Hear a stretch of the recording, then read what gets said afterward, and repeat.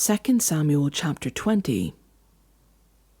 Now a troublemaker named Sheba, son of Bichri, a Benjamite, happened to be there. He sounded the trumpet and shouted, "We have no share in David, no part in Jesse's son. Every man to his tent, Israel." So all the men of Israel deserted David to follow Sheba, son of Bichri. But the men of Judah stayed by their king all the way from the Jordan to Jerusalem. When David returned to his palace in Jerusalem, he took the 10 concubines he had left to take care of the palace and put them in a house under guard. He provided for them, but had no sexual relations with them.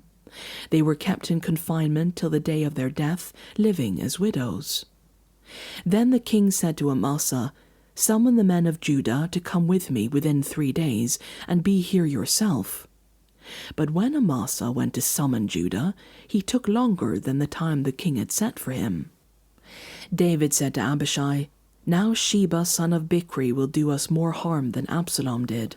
Take your master's men and pursue him, or he will find fortified cities and escape from us." So Joab's men and the Kerethites and Pelethites and all the mighty warriors went out under the command of Abishai. They marched out from Jerusalem to pursue Sheba, son of Bichri. While they were at the great rock in Gibeon, Amasa came out to meet them. Joab was wearing his military tunic, and strapped over it at his waist was a belt with a dagger in its sheath. As he stepped forward, it dropped out from its sheath. Joab said to Amasa, "How are you, my brother?"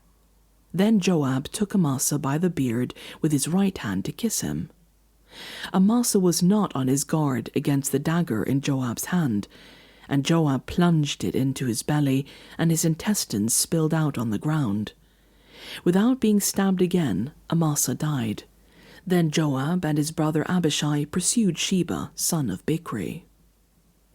One of Joab's men stood beside Amasa and said, "Whoever favors Joab, and whoever is for David, let him follow Joab." Amasa lay wallowing in his blood in the middle of the road, and the man saw that all the troops came to halt there. When he realized that everyone who came up to Amasa stopped, he dragged him from the road into the field and threw a garment over him. After Amasa had been removed from the road, everyone went on with Joab to pursue Sheba, son of Bichri. Sheba passed through all the tribes of Israel to Abel-Meth-Maacah, and through the entire region of the Bichrites, who gathered together and followed him. All the troops, with Joab, came and besieged Sheba in Abel-Meth-Maacah. They built a siege ramp up to the city, and it stood against the outer fortifications. While they were battering the wall to bring it down, a wise woman called from the city, "Listen, listen! Tell Joab to come here so I can speak to him." He went toward her, and she asked, "Are you Joab?" "I am," he answered. She said, "Listen to what your servant has to say." "I'm listening," he said. She continued, "Long ago they used to say, 'Get your answer at Abel,' and that settled it. We are the peaceful and faithful in Israel. You are trying to destroy a city that is a mother in Israel. Why do you want to swallow up the Lord's inheritance?" "Far be it from me," Joab replied. "Far be it from me to swallow up or destroy. That is not the case. A man named Sheba, son of Bichri, from the hill country of Ephraim, has lifted up his hand against the king, against David. Hand over this one man, and I will withdraw from the city." The woman said to Joab, "His head will be thrown to you from the wall." Then the woman went to all the people with her wise advice, and they cut off the head of Sheba, son of Bichri, and threw it to Joab. So he sounded the trumpet, and his men dispersed from the city, each returning to his home. And Joab went back to the king in Jerusalem.